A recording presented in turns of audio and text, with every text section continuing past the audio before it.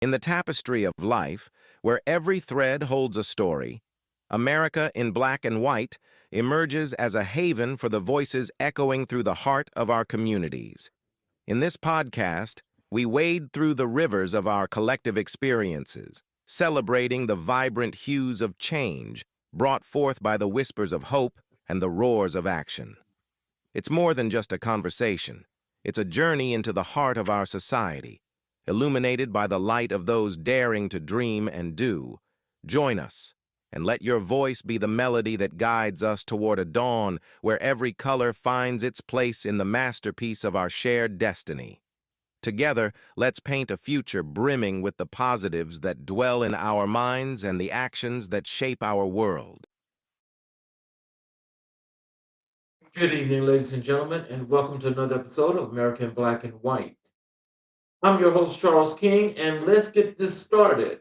We're going to start our Black History reflection tonight with a reflection on A. Philip Randolph.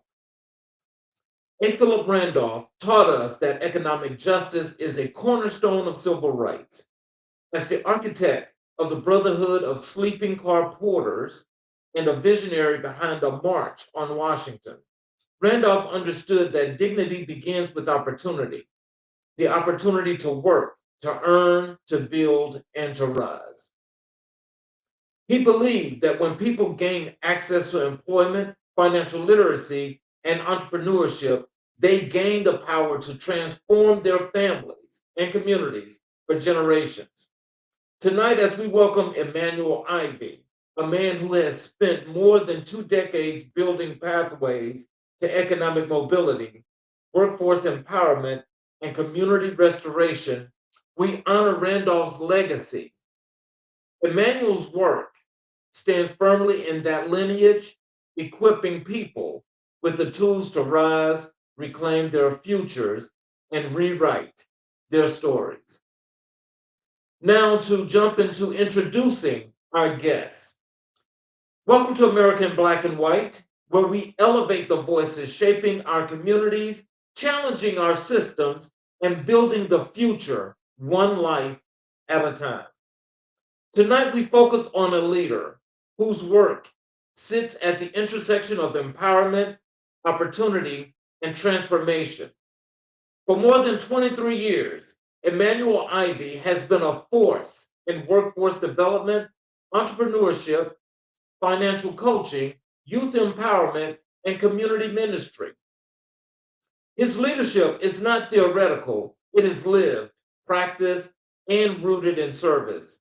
From executive leadership roles to entrepreneurship, from his mentoring youth to visiting jails, from financial counseling to community restoration, Emmanuel has dedicated his life to helping people rise. His story is one of resilience, purpose, and unwavering commitment to the people of Central Indiana. Tonight, we explore his journey, his mission, and the legacy he continues to build. Ladies and gentlemen, Immanuel Ivey. Welcome to the show, sir. All right, Mr. King, thank you for having me, sir. Yes, sir. Is there anything you'd like to say to the audience before we get going into the show? Um, just thankful to be here to share about my life, my journey, everything that I've done thus far. But there's a lot more for me to do. So just thankful for this opportunity to be on your show. I more than appreciate it, and I'm definitely looking forward to it because, just like of the our guest that's in the month of February, those in January as well. We booked this show like maybe 6+ months ago, and I'm very happy and proud that you're here today. All right, thank you, thank you.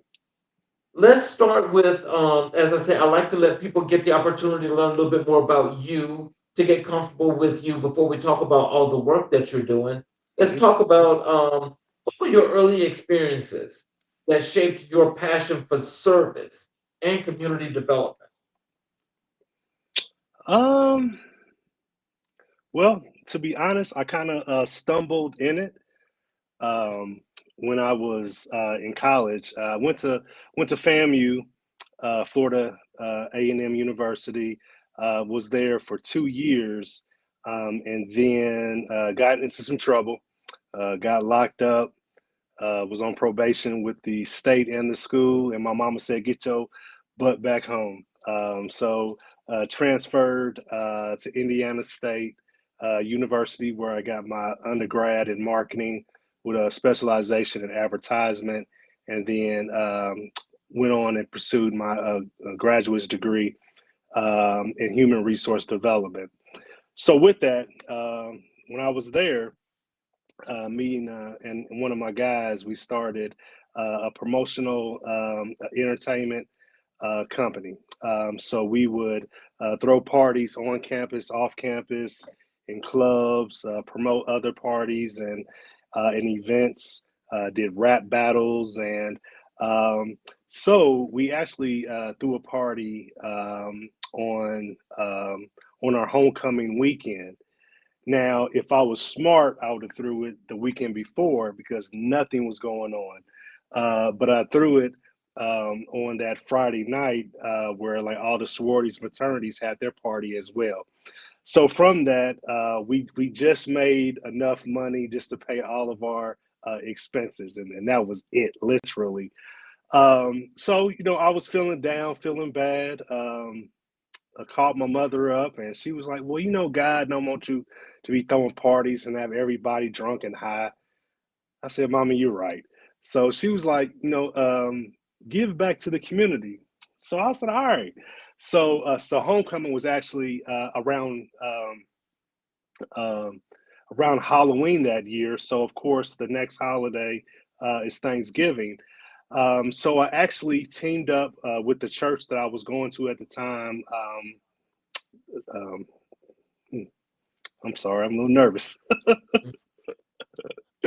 But I was going to the church, and I actually teamed up with the community center down there, St. Charles. No, excuse me, the Heights Center.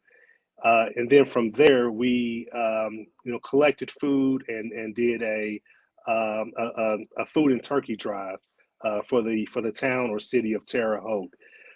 So that kind of really started my community work. So we actually did that for 3 consecutive years, and then from there, I graduated. But that's kind of how it all started. Throwing parties, and then had one horrible one. But then from there, really, giving back to the community, especially to the community that I'm not even from. So to me, that was a little extra special for me. So, who were the mentors or influences that guided your path? Well, I would say one, my father. He had the first um, hip hop clothing store here in Indianapolis, like back in the '70s, um, called the Joint Boutique. So just looking at him and just seeing how he worked, and how he grinded it out through all those years. I mean, he's been in business for over 40 years. He doesn't have his actual brick and mortar, but he still sells on the corner off 30th and Keystone, at 80 years old. So just seeing him throughout all my life. For years, my mother didn't work. Excuse me. She took care of the household. So like really kind of through my upper elementary years, all the way during college, um, my father really held it down. So just really getting my drive, my work ethic from him, but also just seeing that he truly um, treated every customer the same, with respect, with dignity. In the later years, we were right off of 22nd and Central, and back in the day in the '80s and '90s, that area was called Dodge City. A lot of drug dealing, gang activity. Um, but just him, really showing respect to everybody that came through. from homeless individuals, prostitutes, drug dealers, your average blue collar, and or white collar worker. He didn't turn anybody away. At times when individuals didn't have it, he provided discounts. I remember during Christmas, like during the '90s, for years, there was this homeless lady named Coco. Rest in peace, Coco. But if you're from Indianapolis on the east side, you know or have heard of Coco. She would kind of roam the streets, literally.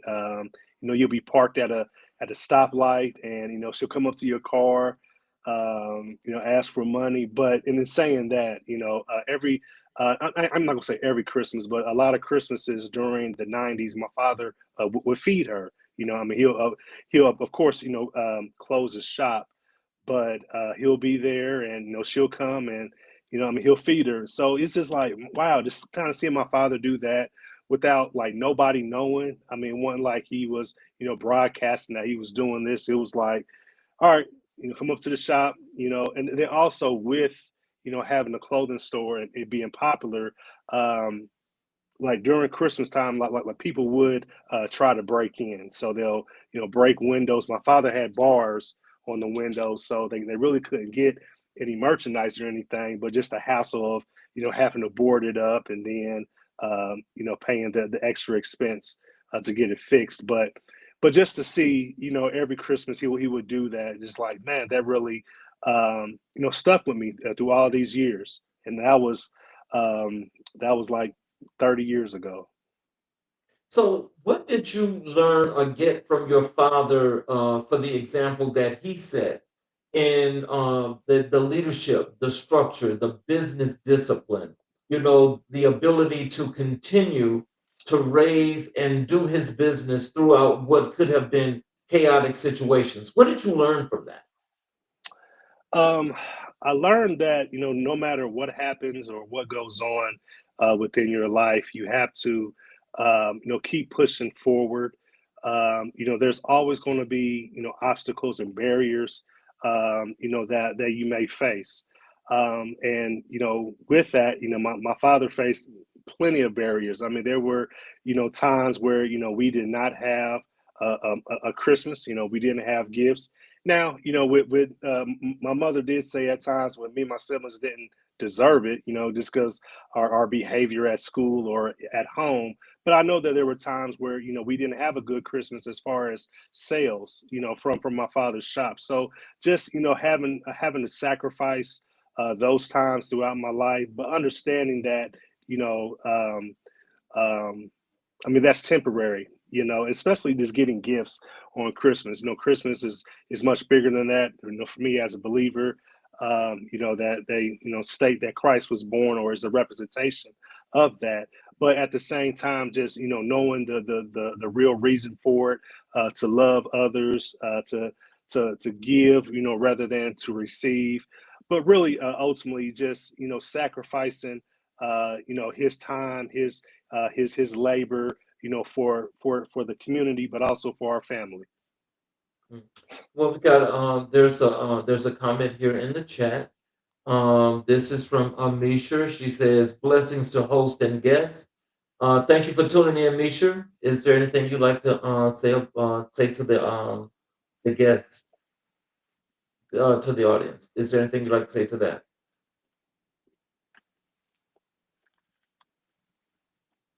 Well, so at any rate, so how did your upbringing in Indiana shape your worldview?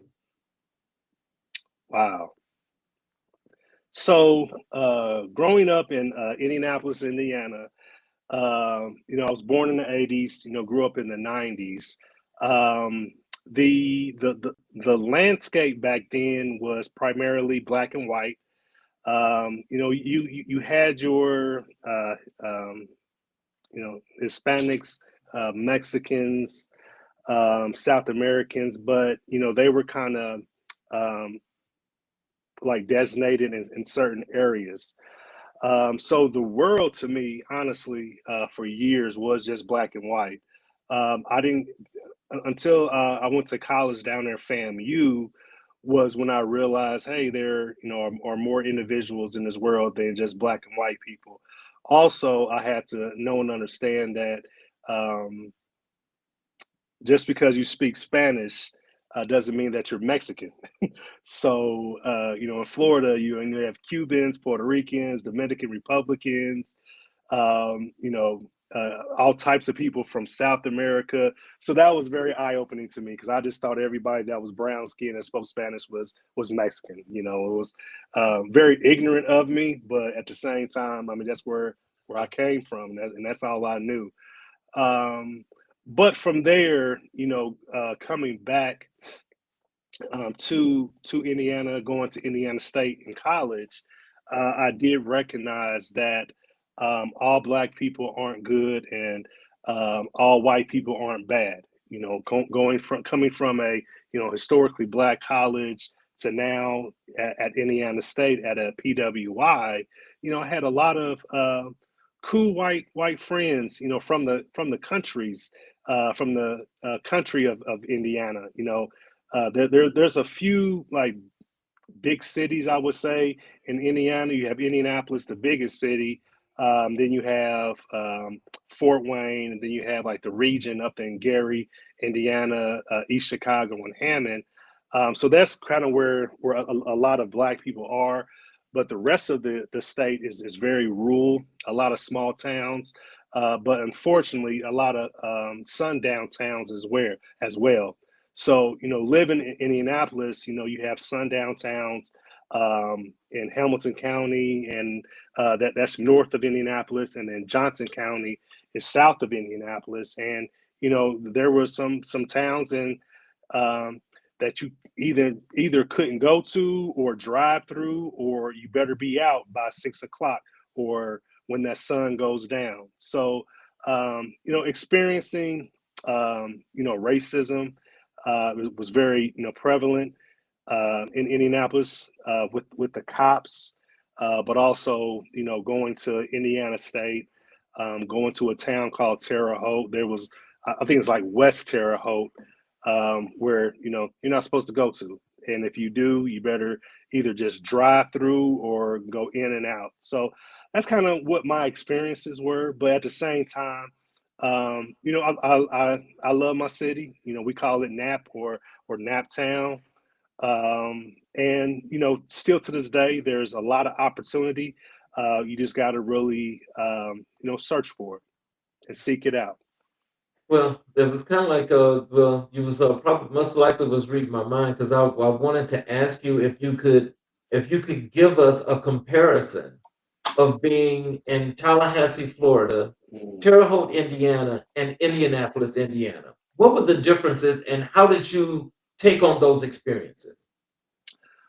Well, the main difference, especially in Tallahassee, but really just down south, because I used to visit Atlanta a lot as well. My cousin stayed there, so except coming all the way home for Thanksgiving or other holidays, I'll just go to Atlanta. So just to see, black people, really, prosper. A lot of um, black people had businesses, and a lot of people were in politics. So I really didn't see that in Indianapolis. I mean, we had a few. One of my mentors, Representative Greg Porter. He's a House representative here in Indiana, but just seeing a lot of, honestly, black unity. We were at a HBCU, so it's a totally different atmosphere, culture compared to a predominantly white institution, a PWI. Um, you know, everybody kind of jokes that Indiana State is like the black college or the black university of Indiana, um, but like I said, just seeing the unity and just seeing a lot of black people just um, um, really have it going on. Either as professionals, professors, businessmen and women, politicians. I mean, it was just amazing to me. So coming home and transferring to Indiana State. You really don't see that. But you know, our university president and vice president was black.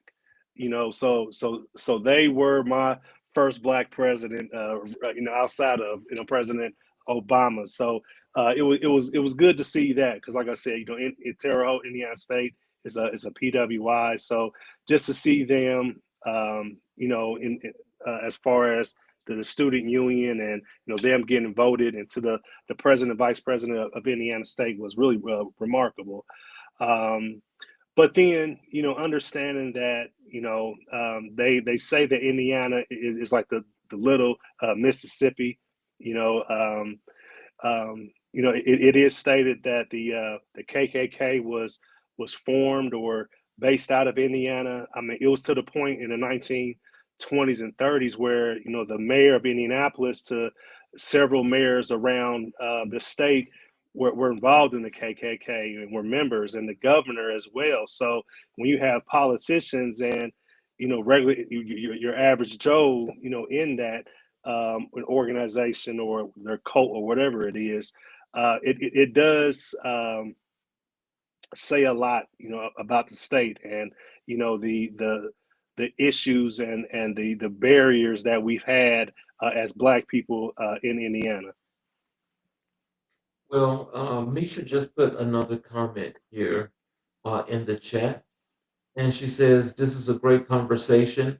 I grew up within the same group setting, Hispanics, Caribbean, and Black Dominicans in Brooklyn, New York. Can you speak to that experience?" Who, for me? Yes. Can you speak to that experience? I mean, is that a little bit relative to the experience that you just explained and the differences of the three cities that I asked you to talk about just then? Yeah. Well, I guess now, honestly, in Indianapolis, we are becoming very diverse culturally. Um, where I stay out in the far east side now. I'm from the east side, Martindale, Brightwood, which is primarily Black. I probably say growing up, it was like 99% Black. Now, now due to gentrification, it's about 85% Black, and then we have other races now. But where I live at, in the far east side, we do have a lot of Mexicans, a lot of individuals from Central America, but also a lot of Haitians as well. When you get kind of to the west side of Indianapolis, that's where a lot of the Africans are, as far as Nigerians, individuals from Ghana, Senegal, Liberia. So the West Side is more, they have more of a diverse cultures over there, rather than kind of the East Side where we're at, which is primarily Black, white, Mexican, Central Americans. But so it is different now. You know, just the language barrier. At times the cultural barrier. You think somebody is one way or Black or foundational Black American, but they're not. And it's like we look alike, but I mean we're miles apart, honestly. So, but I do understand kind of how it is up in New York. I do got a family in New York. One of my cousins is from Harlem. She stayed, right there by the Rutgers. So, I would go out there and visit her. And I had a few other cousins that used to live in New York, and I would come up and visit. So, I mean, I loved it going up there. Just to be around all those different races and cultures and things like that. So it's I'm not gonna say Indianapolis is anything close to New York, but as far as this the diversity of cultures now is very relevant in Indianapolis. So when did you first realize you were called to leadership? Man, to be honest, it was like in elementary. I was Okay. actually Miss Bolaños. She was our principal, and I guess we had like our after school like programs and activities, and I was selected. I had to been either first or second grade. I was selected in that leadership program, which, I mean, as a child, I'm like, man, why I gotta be here? Like all my guys, they were playing basketball or playing outside on the playground, but I had to be in this after school program. So as a youngster, I didn't know and understand like why am I here? So I honestly didn't take advantage of it until I got a little older. But it was like second or third grade when my principal kind of recognized that I am a leader. Mm. What personal challenges help you define your purpose? Hmm. Well, honestly, I would say being a black man in America, um, very challenging. Growing up in Indiana, Indianapolis, Indiana, um, you know, a lot of my a lot of my guys that I grew up in the hood, um, I would like to one just thank them because um, I'm from the hood, but I'm not from the streets, and it's Mm. a huge difference. Um,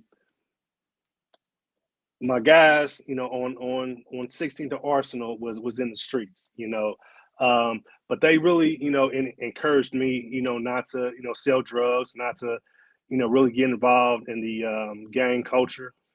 Um, because I was in school. I played sports in high school. I was on varsity football and the varsity track. Played freshman and JV basketball. So they thought that I was going to the NFL or something. So they really, discouraged me to, do those activities that they were doing. They, just kind of told me to, stay in school.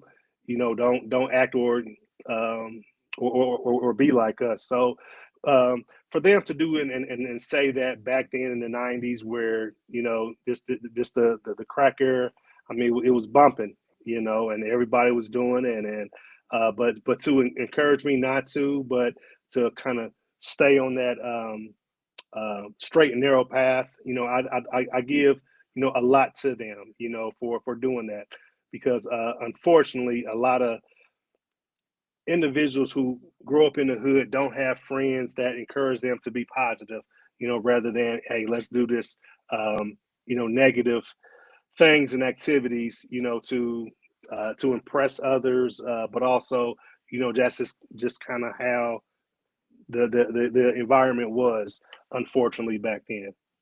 Mm. So let's transition over to your professional work in leadership.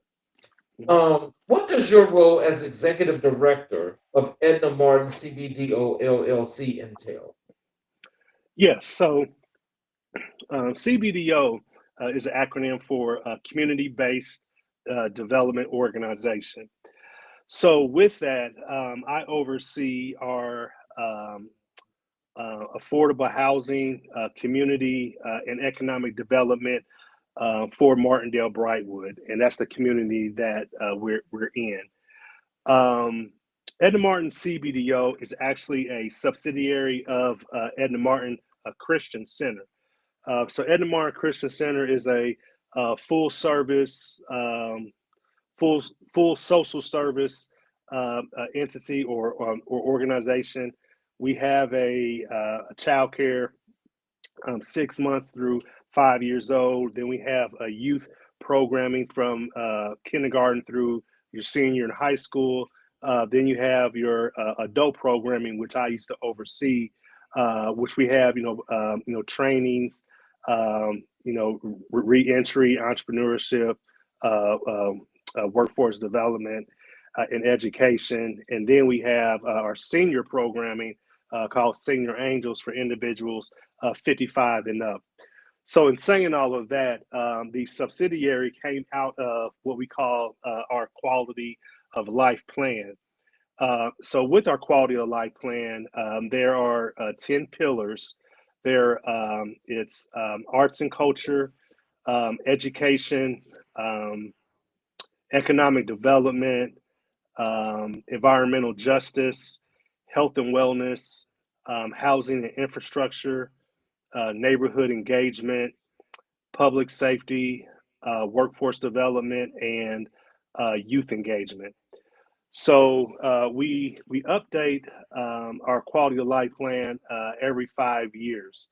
So the previous quality of life plan um, under the housing pillar, there was a need for affordable housing in Martindale Brightwood. Like I spoke about earlier, there was or there is a lot of gentrification coming from uh, the west side of Martindale Brightwood on the border, and it's moving east. So a lot of individuals who grew up there, which for me, I'm a I'm a third generation, and it's really four generations that were born and raised in Martindale Brightwood within my family.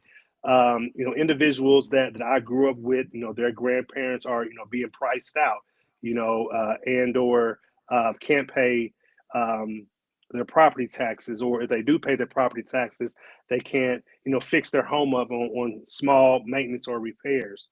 So that's kind of where the CBDO was birthed from the quality of life plan to make sure that we are developing affordable housing stock within the community.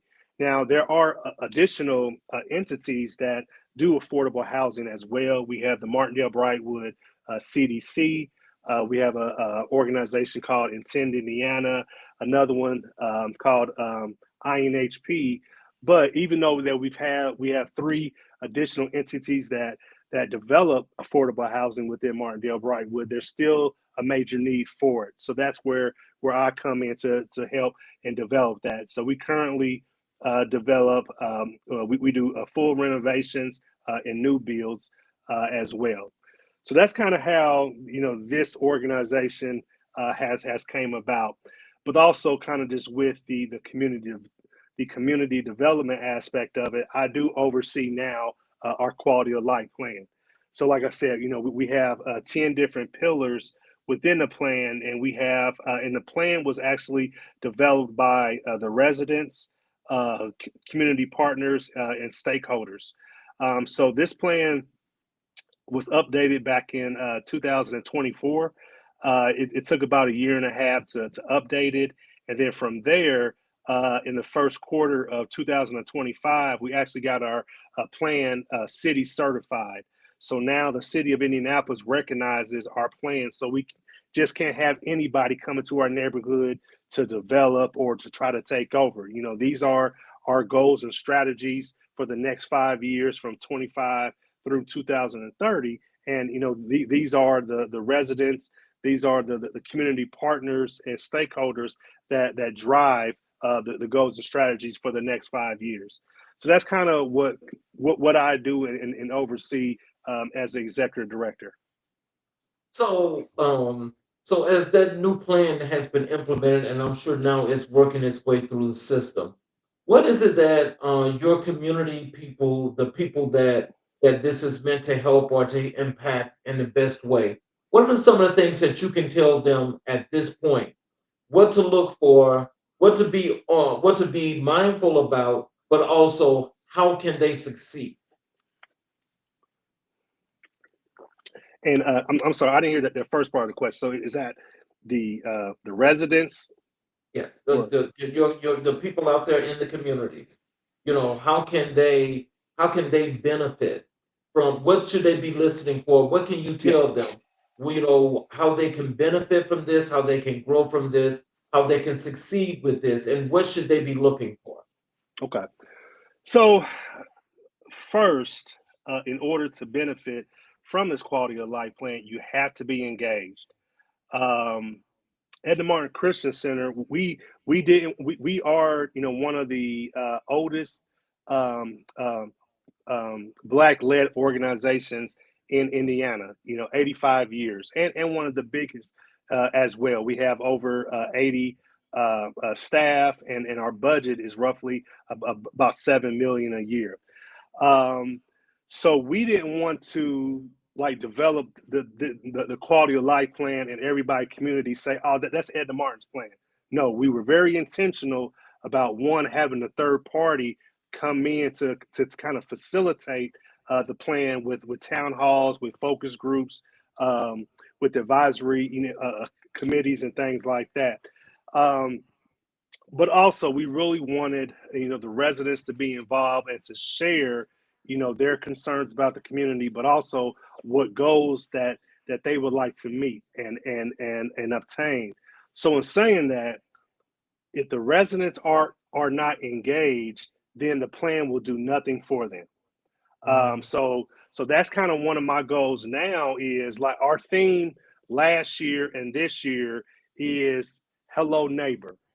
And the reason it's hello neighbor is because we want to get to know our neighbors and who we are.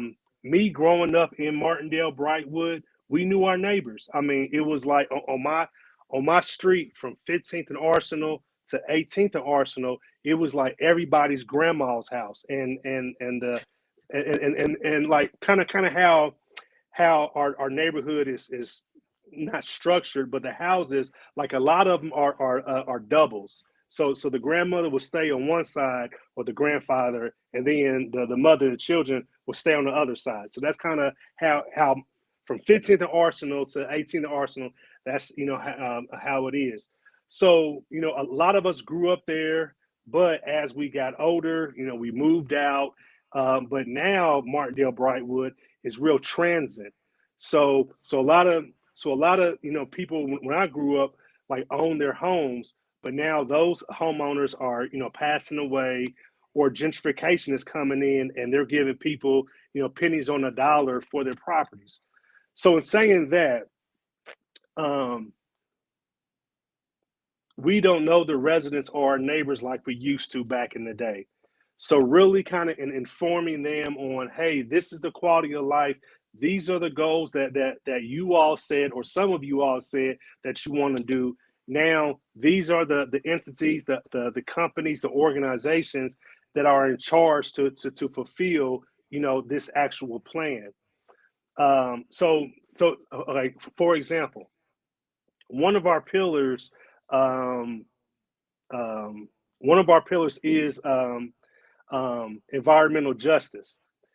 So what's going on now in Martindale Brightwood is there is a data center that wants to be in our neighborhood. That's Mm. going to, yes, that's going to affect our environment. So that is some injustice that we have within our neighborhood.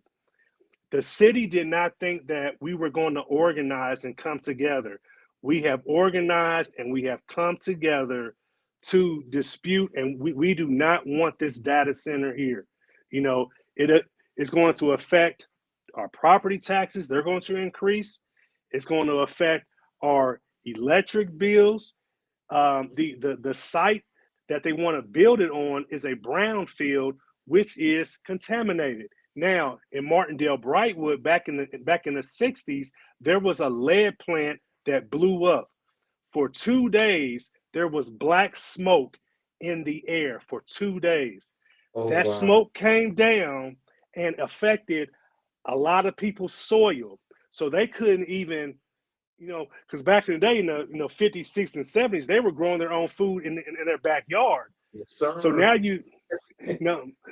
you have contaminated soil, which you're trying to grow food in, which now has caused cancer in people. I'm 44. There's so many people with cancer in their 30s and 40s and 50s now. Like, this isn't just a 60s and 70-year-old disease anymore. So Martindale. Okay, let me go back a little bit. So Martindale Brightwood was like the second oldest black neighborhood in Indianapolis. So everybody, all the blacks were either downtown and or went to Martindale Brightwood, which is about 5 minutes from downtown. So there has, historically been redlining. We can't get loans. We got contaminated soil. We got contaminated lead paint. So now you want to come and bring this data center that nobody wants. So in saying all of that, we have rounded up the troops. We've gone to public hearings. We have, a website. We have a Facebook page. We've had public meetings, town halls. So, like, this is one example of a pillar, the environmental justice, in rounding up the troops, letting the residents be informed, but not just informed. Okay, these are the actions that we have to take to combat this data center coming through. Unfortunately, in the public hearing, the hearing examiner 2 weeks ago did approve it. So now we're going to appeal, and the appeal is actually next week. So we're still rounding up the troops. We're having our residents, our community partners, our stakeholders go down to the city council building at this public hearing and at this appeal to show that the neighborhood does not want this. The sad thing about it is our city councilman is for it. So he's not even listening to his constituents. So we feel that something's happening under the table, because how are you for this and you have a whole community that says we do not want this in? I mean, there's a township called Pike Township, which is like northwest. There's another township called Franklin Township, which is like southeast from Martindale Brightwood. They're having the same issues, but their city councilmen and women are not in favor for it. So those developers have already backed out. Our developer is still at the table for the simple fact that our city councilman wants it. So these are the issues that we're having. But also within the quality of life plan, we have neighbor engagement. So these town halls, these focus groups, these informational meetings that we're having about this data center is very critical to inform our residents, because one of the main arguments with our city councilman is, hey, half the people in this room isn't even from Martindale Brightwood. Well, who cares? Because the other half are. The other half that's not are our allies. These are the ones that down in Franklin Township, when they protested against that data center, they're helping us out with manpower, with additional information. So that's what it's all about on this quality of life plan. The other issue that I'm having as well is, okay, this data center just can't be the main focus. We have to inform them about the other pillars so they can be engaged, so we don't have other entities coming in to try to take over our community and neighborhood. So You know, go ahead. go ahead. Sorry. No, go ahead. Go ahead and finish. No, but so I'm just saying that it's very challenging. One, because we want the community involved, but then two, I mean, how do we reach them if we don't have like a major issue going on? The major issue is the data center. Everybody's on board. But how about the other pillars like youth engagement, or about workforce development, or even economic development, bringing businesses that are for the community, not just ones, excuse my language, that are going to rape the community? Mm. Well, you know something? I'll tell you this. I know you're exactly right when you talk about those data centers. Here in Metro Atlanta, where I live, out here in Douglas County, that very thing is happening right now. And you're right about the effects, and a lot of people just don't. They haven't caught up with that part yet, because when you talk about the utilities, when you're talking about all the surrounding environment and pretty much everything that we, the community, are facing, where we're having to pay these higher tax bills and everything else for that data center, which nothing is coming back to us. It's all about them. So it's like now we're starting to have like these little glitches with internet speed and all of that other good stuff, because everything is mainly focused on that data center. I can't hear you.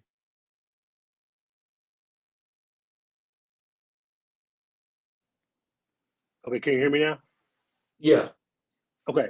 So even, with our power, it's 2026 and we still have power outages, on a frequent basis. So now you about to put this data center in our community. I mean, I Hmm. mean, we about to have blackouts here pretty soon, because they will be extracting all the power. And then also, because I was wondering, I'm like, why are we having so much power outages? Well, with this gentrification also in our neighborhood, now instead of just having single family homes, which traditionally that was all Martindale Brightwood single family homes. So now we have, multi-family, mixed use. So now we got apartments everywhere. So instead of having, 100 people or 100 homes within the community, we have over 200-300 people in these apartment complexes, which is using more power. So it's like, man, so our power grid is isn't sustainable for the community that we have right now. Now you about to bring in this data center that takes as much of power as a small town called like Muncie. It's like, come on now. So um yeah, so these are, some of the critical issues that we're having, because we feel as a community, we were already redlined here. They also put I-70, the interstate, through Martindale Brightwood. So that Oh, so that wow. broke up, yeah. So that broke up the neighborhood. Then we got brownfields everywhere, contaminated soil and properties where we got to get, them remediated, which is gonna cost us 10 to 30,000 a lot to even do that. So it's a lot, man. So My can you goodness. tell us what are your biggest need? What are the biggest needs you see in workforce development today? Well, so I went to a conference in Phoenix back in 2017. Um, it was a joke. Well, it was like an inside joke. Everybody was talking about, called it the Doomsday Conference, which they talked about in 2030 that AI would take 85% of our jobs. Now, this is 2017 when I'm at this conference on workforce development. I was like, oh man, that's years down the road. That's years down the road. Now in 2026, I'm seeing evidence of AI taking these jobs. You got um, um, um, um, UPS laying off 30,000 employees. You got FedEx laying off 11,000, and Amazon, and you go to a McDonald's, and nobody's at the cash register. You got to do everything at the kiosk. You go to the airport. They got all these kiosks, and it's like, wow, this is really happening. So now my thing is, okay, in 2026, we have to start teaching on AI and how, as humans, one, how are we going to navigate it, through our jobs. But then, it's already taking blue collar jobs, and I'm hearing now it's starting to take white collar jobs. So what jobs are going to be available, in the next 5 years? I don't know, honestly. So um, I'm not going to say that I'm against AI and technology, but I do know that at times it does dumb us down, and like we just get dependent on it rather than using it as a tool, but not be as dependent on it. Um, so I don't know what workforce looks like. This is it's kind of scary to me, because yeah, especially for the individuals who aren't as educated, maybe are high school dropouts. Like, what are they truly going to do, in the next 5 to 10 years? But also, even with education and going to college and in a university, it's like, are these degrees going to be even worth something? I remember me growing up. There were a few degrees that weren't nothing. So now we have AI that can um, um, they can go in a courtroom and debate and you know like be the lawyer, be the defense attorney, and things like that. So it's like, okay, so where is this world going to, in the next 5 to 10 years? Because I mean, this AI and this technology is rapidly, growing, getting better. I mean, now they're talking about, the AI bots are, talking to each other, and that they form their own language. They done built their own social media site. They done formed their own religion, and I'm like, what is this? Well, So you're exactly right. so I really don't have an answer. I mean, it's like I'm living in real time with this. I'm using AI um, to edit, a email to make it sound a little better. Um, you know, I run it through it to check my grant, make sure I got all the proper information in my grant or in my proposals. But but like I'm only scratching the surface.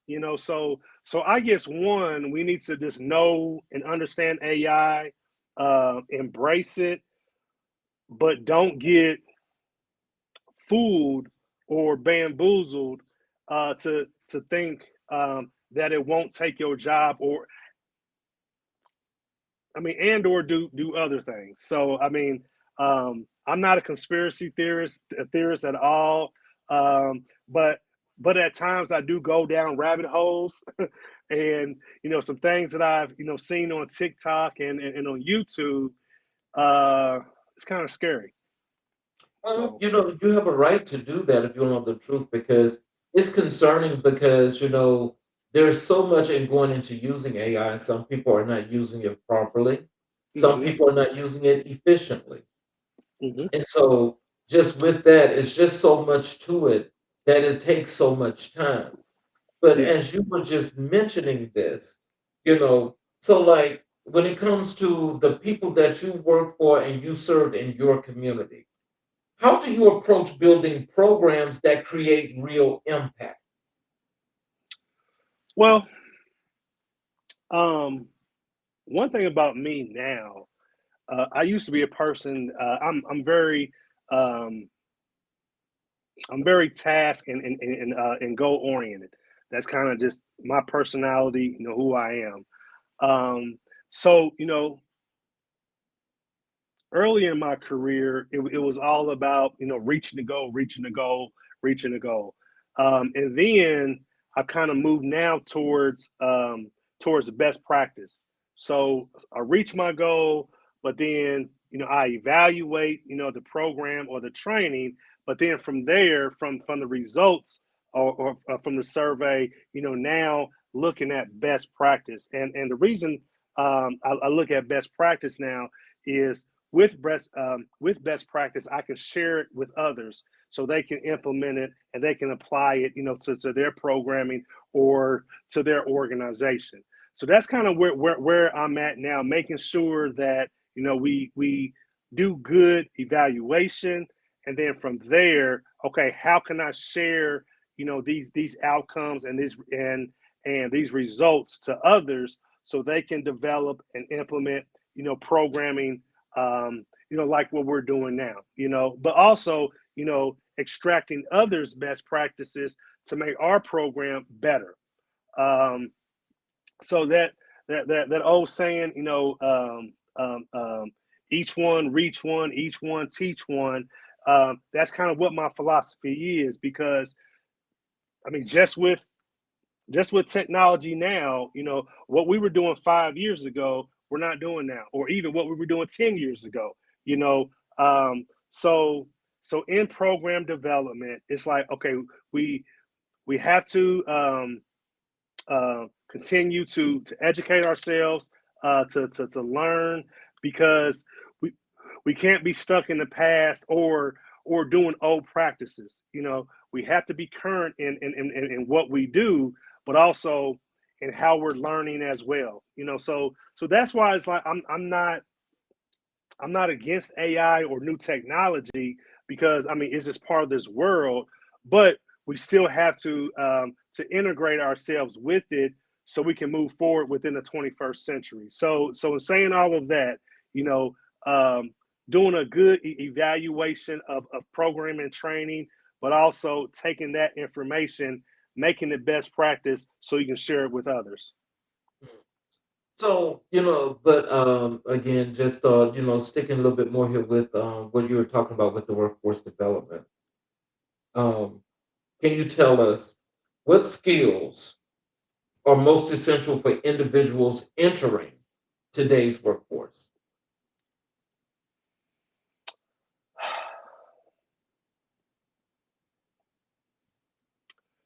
Well, um, I would probably say honestly, and this is in any and every type of, I think, industry or field, you have to be coachable. Hmm. You you have to be willing to learn, to humble yourself. Even if you know a lot, you don't know everything. So being open minded. Um, I had um, a little analogy. Uh, way back in the day when I used to actually teach job training, um, and I would ask my class, um, is frying fries everywhere? And then everybody was like, yeah, all you gotta do is put the fries in and cook them, and you're done. But then I would ask them, I was like, are McDonald's fries the same as Wendy's? And then they'll be like, no. I said, okay. The Wendy's fries are thicker than McDonald's fries. So if you cook McDonald's fries the same way you would cook Wendy's fries, so those McDonald's fries will be burnt because they're thinner. So it doesn't take as long to cook them. And everybody was like, it was like a aha moment for everybody. But so in saying that, I mean, that's the same thing in this world that we're living in today. I mean, even though that you may know or understand the industries change, throughout the years and throughout the time. So what you knew 10 years ago, may not be, what it is in the current, so that's why I say you have to be coachable, even though you may think you know everything, you don't. So be coachable, be open-minded, but also, in what I'm dealing with now and working with, different organizations, entities, and things like that, um, you cannot be a dictator. You have to be, um, um, collaborative.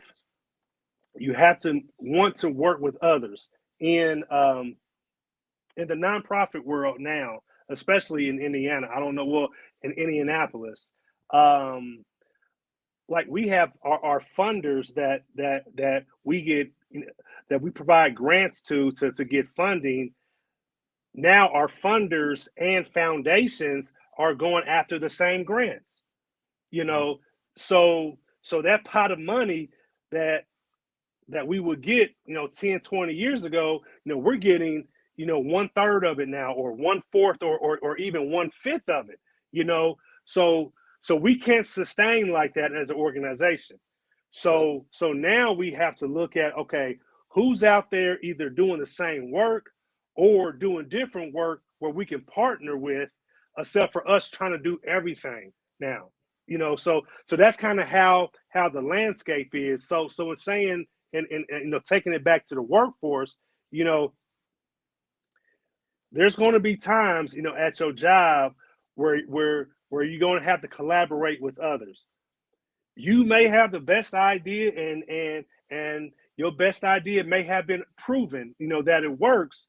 But if you're outvoted, or if others may think that another, idea is better, okay, take a step back. Don't get mad. Don't be mad at the individual. try to work with them and learn from them rather than kind of being, stuck on or just being stubborn on, hey, I think my idea is better and we should go this route. No, if like I said before, you can't be a dictator. You can't just say my idea is the best. Now you follow me, you do this. Nah, be open-minded, be coachable, but also collaborate with others because you can move further, with help rather than kind of going by yourself and being siloed. So let's transition over to your work here in entrepreneurship and your business development. What inspired your 21-year journey as an entrepreneur? You said what started it? What inspired it? Oh, inspired it. Yeah. Well, what inspired it was my marketing class. We had to do a project on how to develop a business plan. Mhm. So that's kind of where ours all started. You know, my dorm room and dorm was like the party room. so, so so like on my dorm floor, we used to cover all the lights and it'd be pitch black, and we had the music playing and the strobe lights and all that. Um, so I was like, okay, well, let's develop a promotional and entertainment business. So it all started with me doing that, say college assignment, and then that formed. Um, that was an assignment, and it formed to an actual business plan, which then we followed, and we were doing business.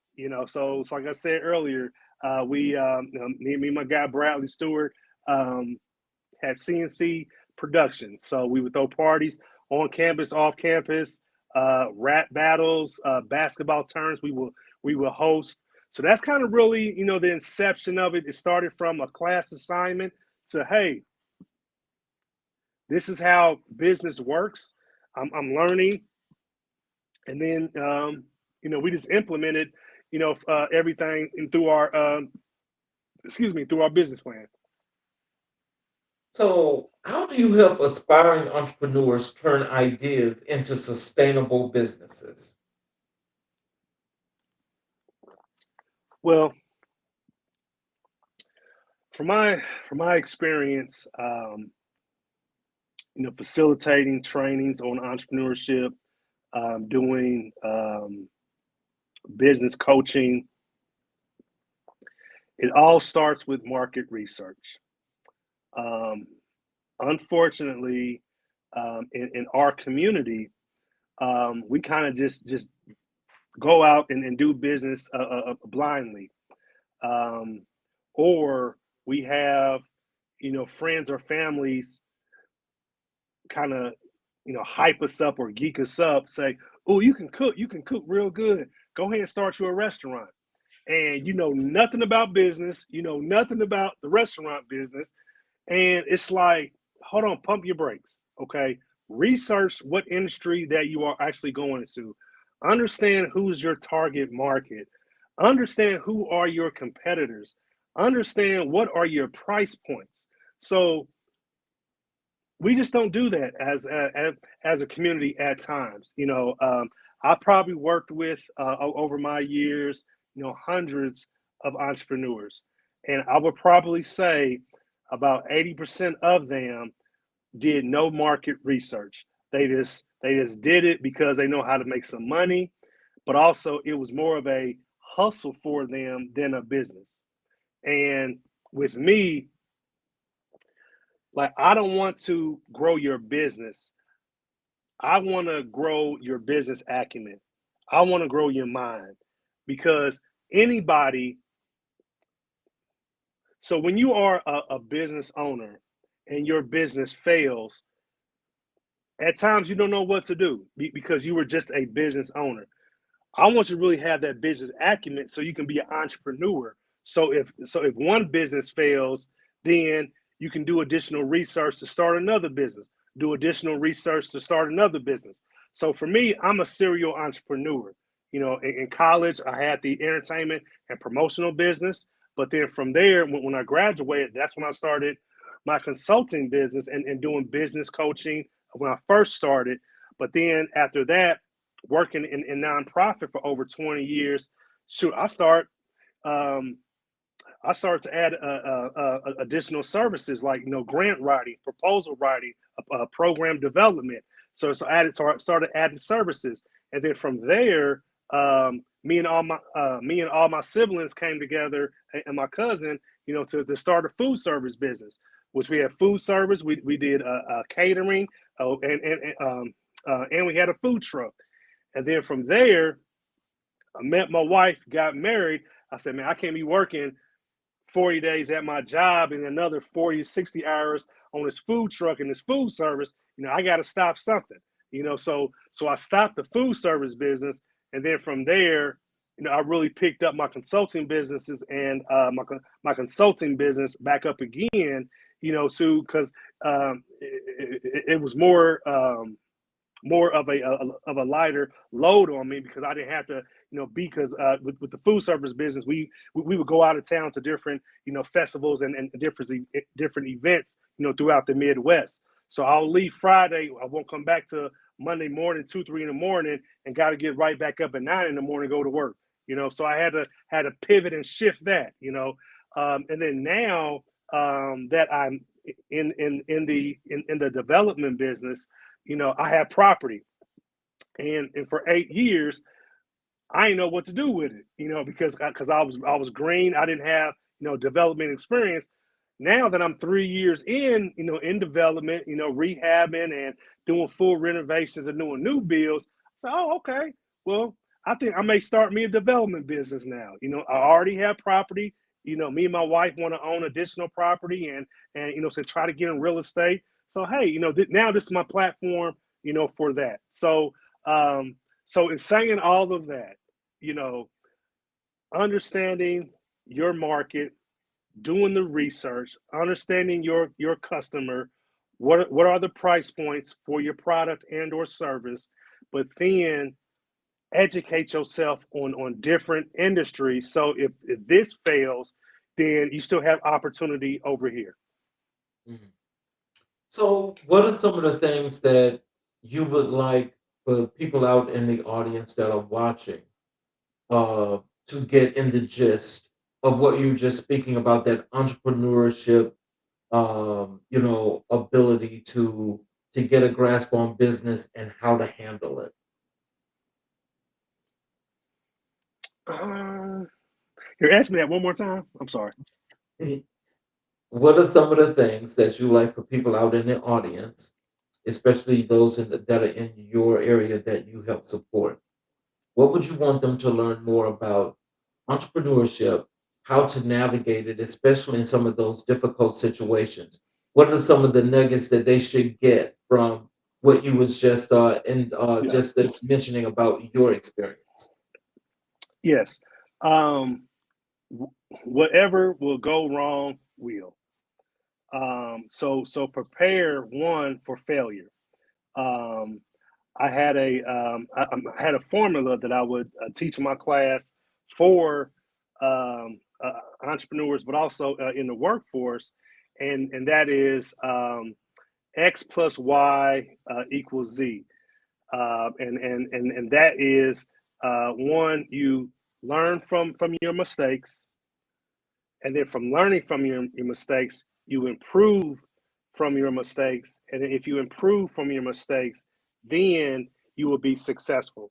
So embrace failure. That's how you embrace it, because entrepreneurs, I don't know one entrepreneur that didn't fail in something, you know. So so in saying that, you learn from it. And as you learn, then the ultimate goal is to improve what you've learned. There you And go. after you improve it, then 9 out of 10, it will be successful. Now, will you fail again? Yes. Okay. So that's just a lifelong journey in entrepreneurship. Everything would not be status quo. Everything would not be the same, throughout. You know, um, even like for my father, like I said, he's been in business for over 40 years.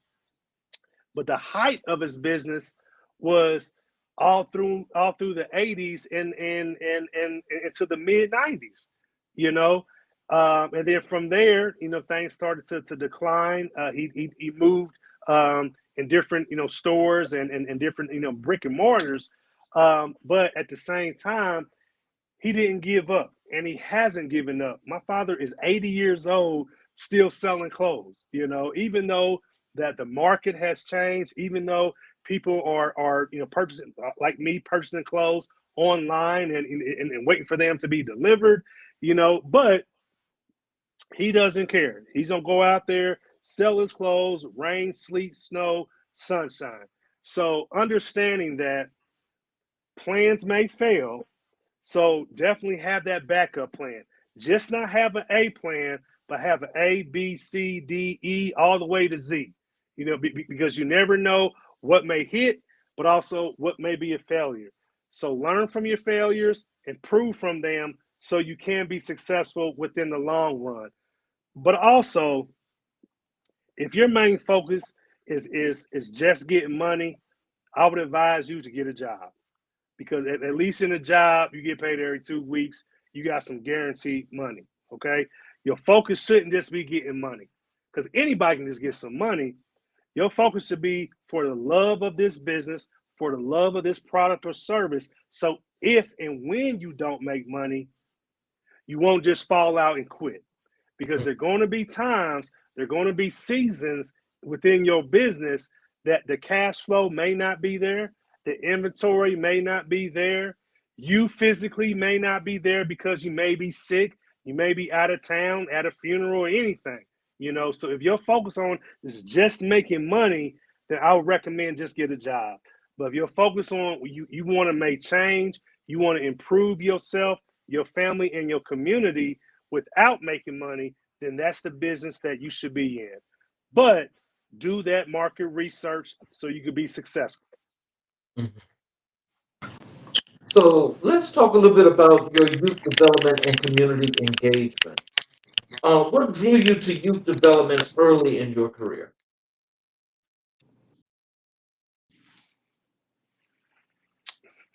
Okay, you hear me now?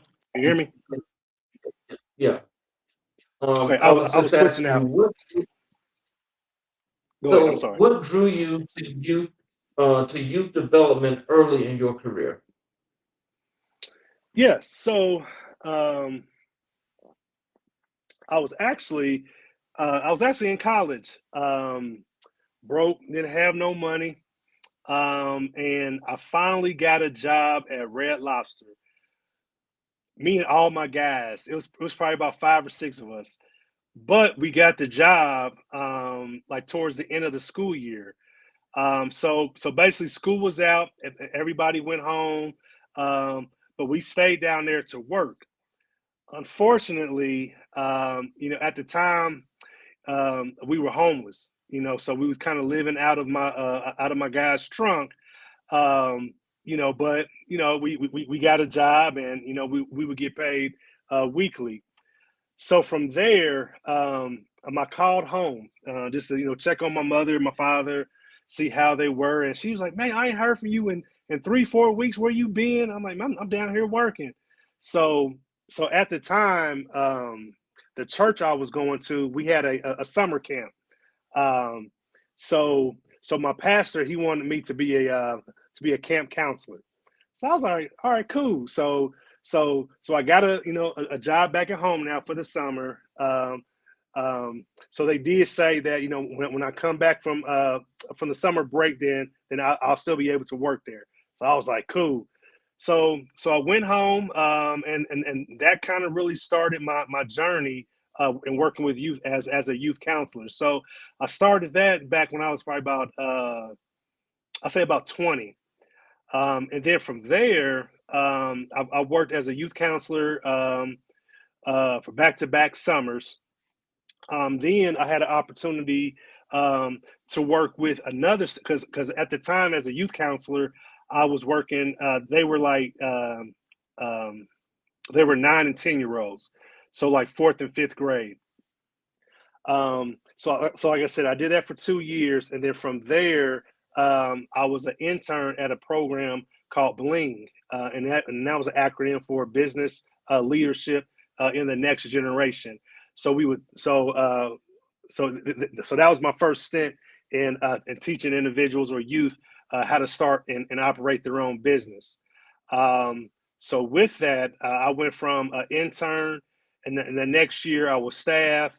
The following year, I was co-director, and then that fourth and final year, I was director of the program. So, and then from there, working with youth at the church that I belonged to back then, at Oasis of Hope Baptist Church. I would help youth with their math. Well, I used to tutor youth, so kind of so help them with their math, and then.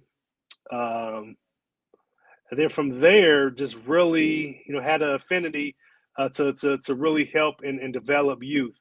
I was also a youth football coach for 8 years as well. So my first year coaching was in Terre Haute at Chauncey Rose, and then I came up to Indianapolis after I graduated and coached at the Wheeler Dow Boys and Girls Club.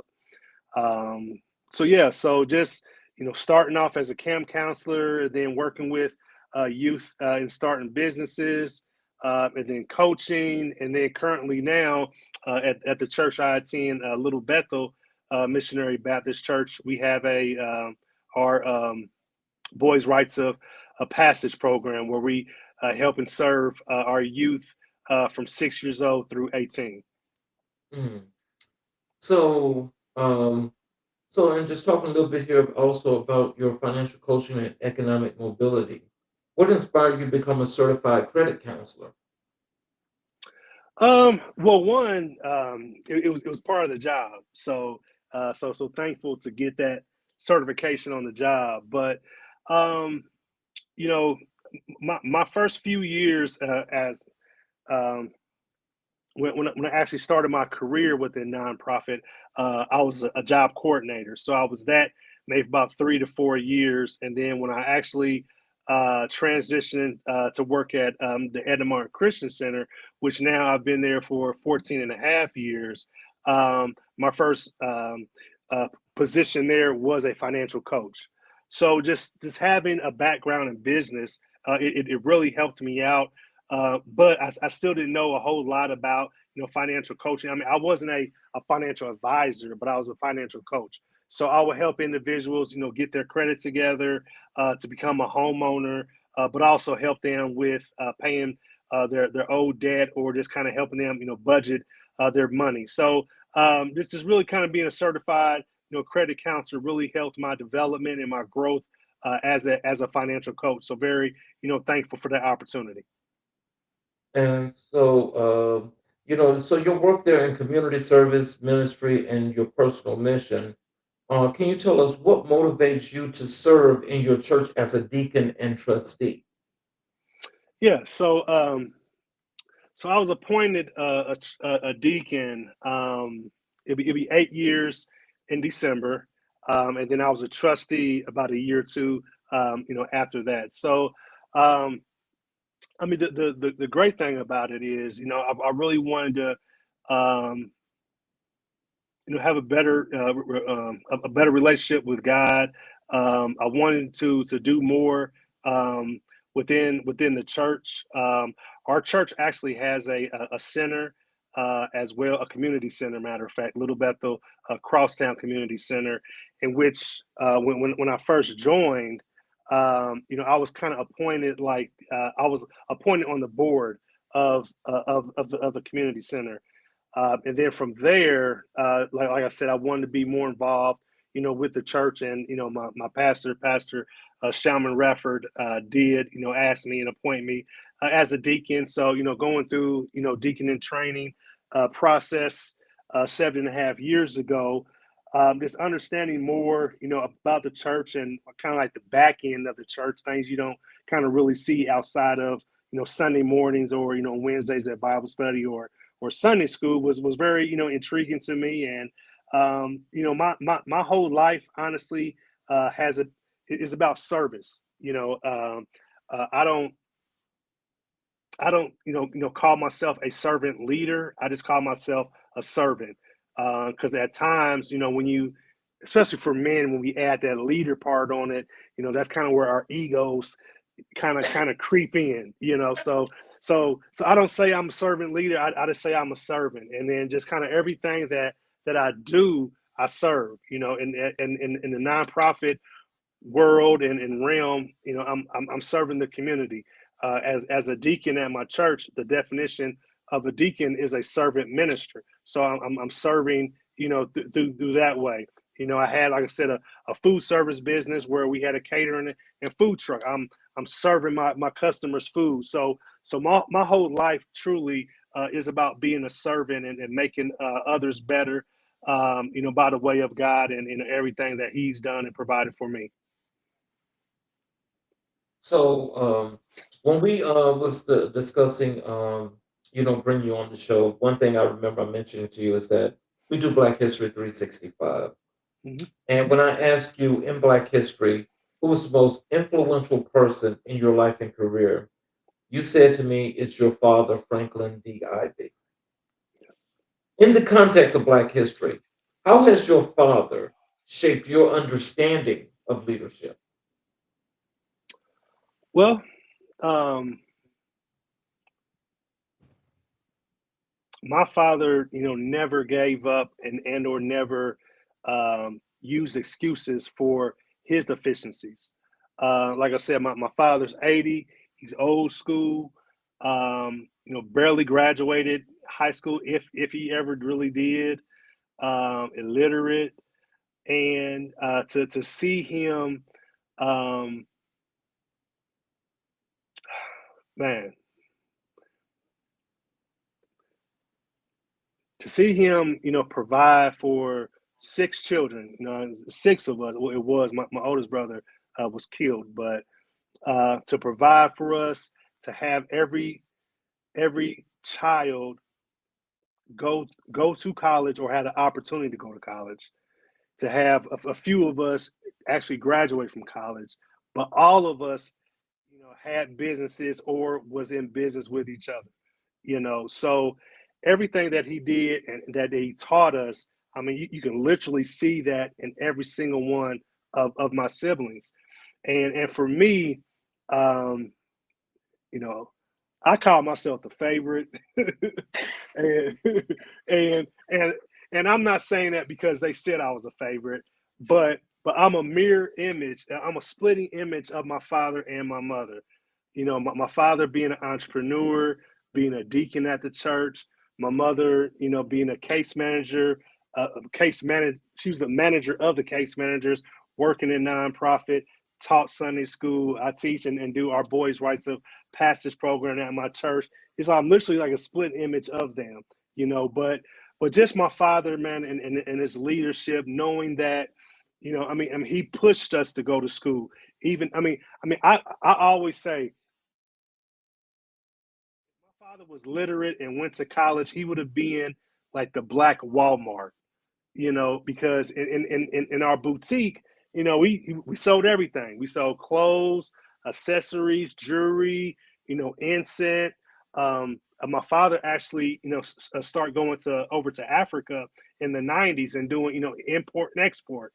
So the clothes that didn't sell in season, he would ship over there and barter and trade. So he'll get raw gold, silver, African artifacts to bring back here and sell, So and just to see that back in the '90s, the import and export, being international, going over to Africa and building relationships with the locals, with the different tribes, with the government there, going to Ghana, to Liberia, uh, Liberia, Senegal. I mean, all West Africa. And it's like, wow, Daddy, you and my daddy was a sharecropper. He Oh, would wow. he would he would help his Mm. grandmother because my father from Chattanooga, Tennessee. Um, his grandmother, my great grandmother, was from Mississippi. So he'll go down there in Mississippi, and and pick cotton. You know what I'm saying? Him and my uncles and him. So it's like, wow, Dad, pick cotton back in the 1940s and 50s to now be in business for over 40 years. I mean, my father's a well-known name, especially on the east side of Indianapolis. But like I said, being the first hip hop urban clothing store in Indianapolis back in the 1970s up until now, currently, it's just amazing to me. So, what lessons from your father continue to guide your work today? I think honestly is to treat everybody honest and fair. Um, that's kind of just who I am. I don't care who you are. I'm gonna treat you fair. I'm gonna treat you like you are somebody. Um, and but then also, be a man of your word. I mean, that's he will always say that to me. And if you say you're gonna do something, do it, and then do it right the first time.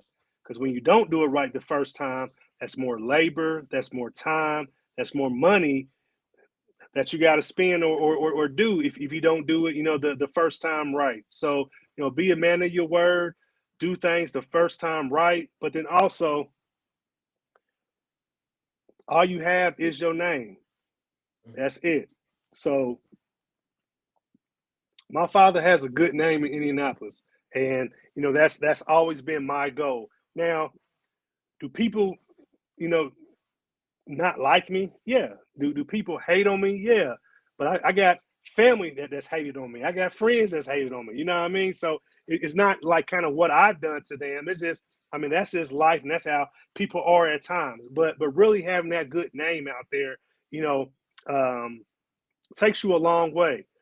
So that's what I really, try to keep my word. I try to do everything to my best ability, but also just, keeping a good name, and having my parents, but also, my wife and my two sons proud of me. I love your humbleness. Mm, That displays lots and lots of character. And thank that says a lot about a person. A lot of people don't understand that though. you. Mm, thank Um, you. how did your father's example influence your commitment to community service? Um, to continue to do it, no matter what, I've I had an example when I was when I was doing my turkey drive down at Indiana State. I saw that the little hens or little small chickens were cheaper than buying a whole turkey. So except buying 100 turkeys, I bought like 250 hens, small chickens.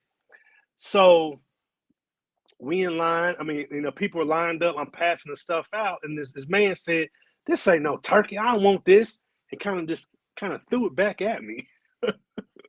Really? Now, yeah. Now I'm younger at this time. I'm in my younger 20s. So, the hot headed man, I had to remember who I was. I say Manuel, and then I like we did it at the church I was attending. So it's like I couldn't cuss this man out or act belligerent. But I was like, wow.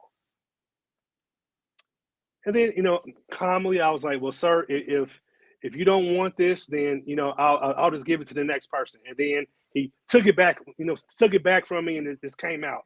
So in saying that, in the nonprofit world and doing this community work, some people are just not appreciative of what resources or services that they're getting, and at times you just can't blame that person. So you really have to kind of look past their faults and or things that they may not understand or know, but still move forward with it, because community work is some of the hardest work out there to do, especially on a daily basis, because you getting everybody's burdens, everybody's problems sent to you or on you, and then they expect you to solve every single problem right then and there. Yep. Now it may have took them 2, 3, 4, 5, 6 months to get to this point, but they don't care about that. You know, they want you to solve their problem right then and there. And, you know, a lot of times we can't, you know, so, uh, but at the same time, when you do get those wins, when you do see those individuals progressing and developing, I mean, it's so many times I may go to a store or go to an event. Hey, Mr. Ivey, you know, I finally got that job, or man, I finally got married. I done got a whole family now. And so, I mean, just to hear the stories and their testimonies, you know, it keeps me in this work because doing community work, you cannot have instant gratification because it will not come instantly. It just takes a long time.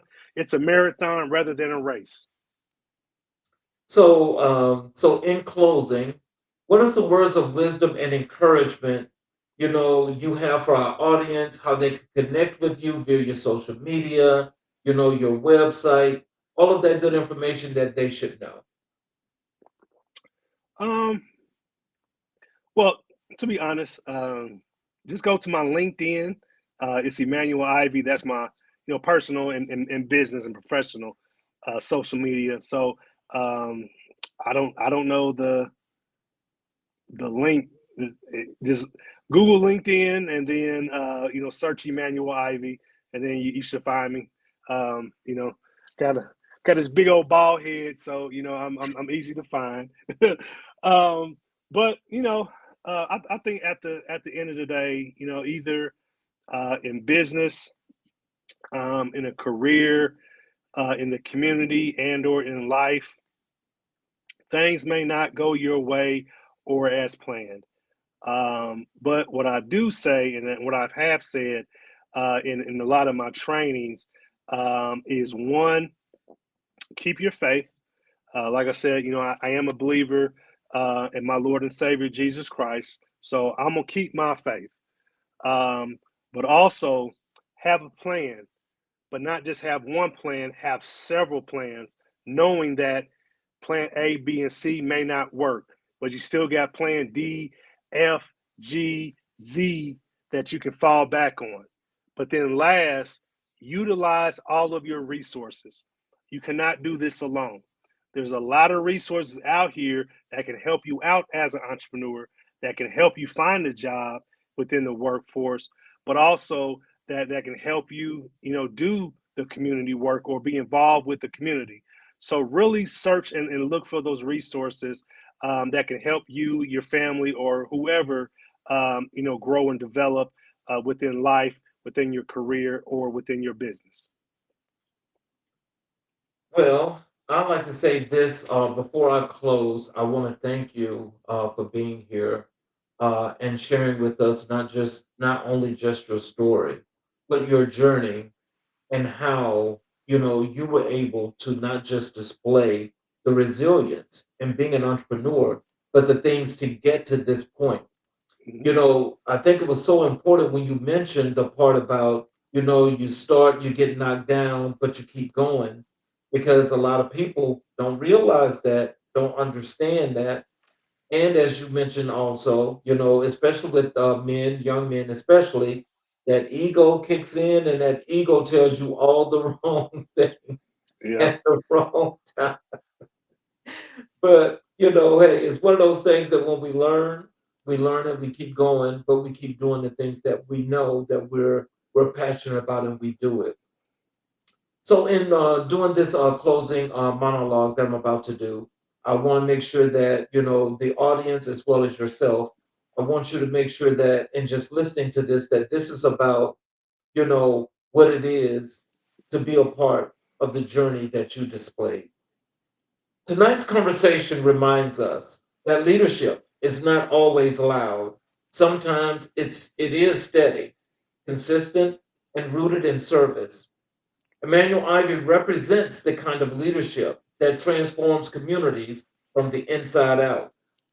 His work in workforce development, entrepreneurship, financial coaching, youth empowerment, and ministry reflects a commitment to life, to lifting people up, not just in theory, but in practice.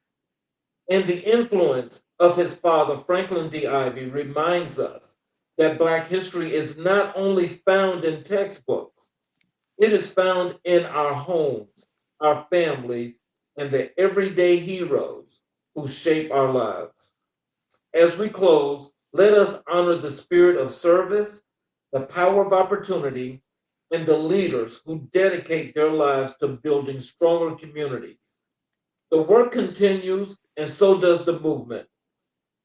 Good night, family. Stay inspired, stay committed, stay empowered. I'm your host, Charles King. This has been America in Black and White. We will see you guys tomorrow night for another great show. You all have a great evening, and we'll see you tomorrow. Thank you again. Thank you.